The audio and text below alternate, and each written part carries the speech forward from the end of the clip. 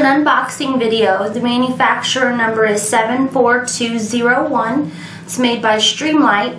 This is your tactical Strion light only flashlight. I'm going to open it up with you so you can see what it looks like. Go through piece by piece with you.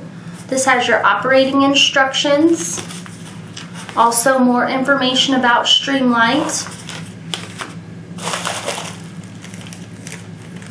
It's an extra button for your on-off switch.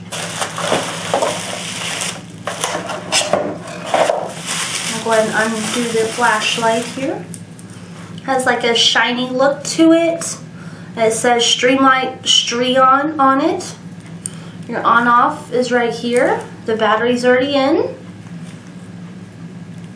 To put a new one in, you would just simply take off the bottom, and there it is.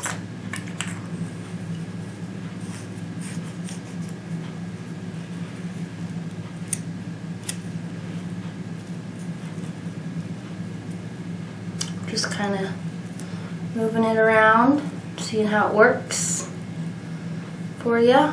You just twist it to turn it on or off.